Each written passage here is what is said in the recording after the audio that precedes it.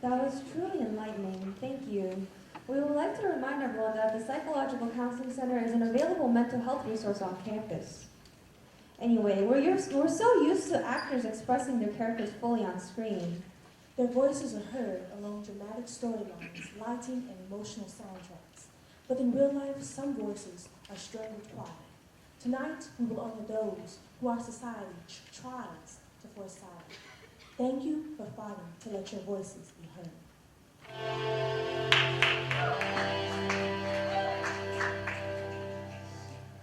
You tell me it gets better in time.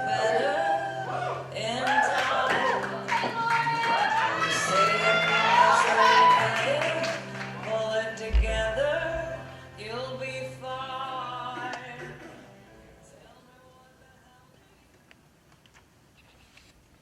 When you're in a movie theater, there's one thing everyone has in common. The mutual agreement that everyone should be silent. It was Saturday night. We all met up to watch a movie. I saw him grabbing her leg a few times, but that's just his way, and she knows she can say no, right? And she seemed to laugh it off anyway, and what would I even say? I wanted to do something, but I didn't know what. So I left. And that's when things went wrong. Really, really wrong.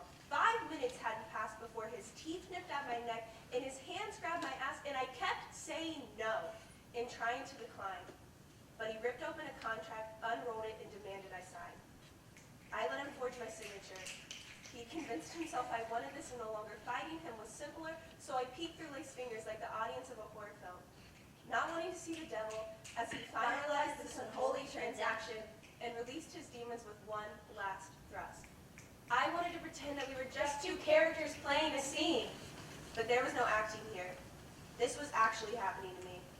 I walked out of that house a different person than when I came, and I didn't know if I could ever talk about it because my throat was so clogged with shame, and I wondered that night if swallowing Drano might remove the blockage and end the pain. I should have known when the leather couch started feeling like a velvet seat that I was watching the beginning of a slasher flick where her pride and confidence would be left as casualties. But I didn't.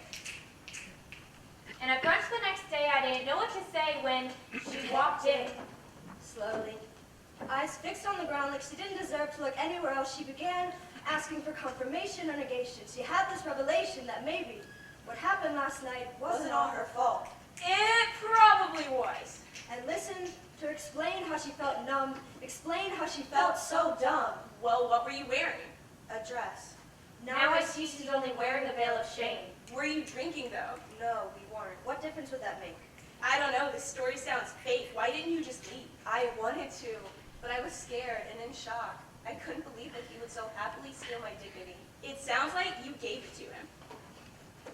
If we're being honest here, I don't want to give credence to the person who invited their own destruction. She has taken the weight of the world and the weight of the devil on her own guilty shoulders. And after she's crushed by it, all I'll have left are those few crucial questions that bounce the burden of blame between victim and perpetrator, like the call and response of lightning and thunder, sound and light, yet we only have one. We have the furiously blinding, bright denial of a culture that replaces uncertainty with self-righteous cruelty. But I am inclined to not let the power go out. When in doubt, blame it on the skirt. When in doubt, blame it on the hurt. Let's leave the light on and take away the script. And then you can hear a pin drop in the gleaming, voiceless soundtrack of a victim wrestling with her own hurt.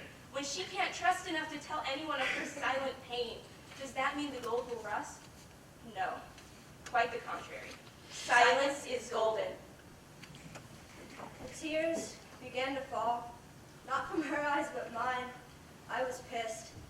Pissed that this unnamed boy took her silence as a green light. Pissed that I wasn't there to help her fight. I was pissed that she could still smell his scent. Pissed that she was fucked dry without consent. I was pissed and hurted with her. I realized the room felt so heavy because the devil was still sitting on her shoulders. I listened to her talk and felt desperate.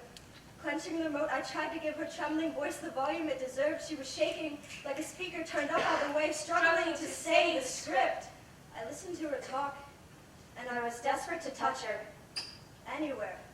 Hoping some of her pain could transfer to my body through my hand rubbing her back, I wished our skin could be better conductors than silver, copper, and gold. I would gladly be electrified by her sorrow, if it meant that she could just get her voice back again.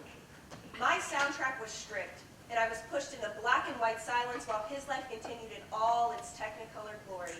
And that wasn't fucking fair. She didn't deserve what happened to her. The bystander effect is a real thing. If you don't say anything, no one will. And we'll be stuck in the era before surround sound. So here's to calling it what it is. Sexual assault. People are constantly starring in similar roles. Where more than just their voice is stolen. Address the issue. Offer support. Be a real friend. Let's bring the era of silent films to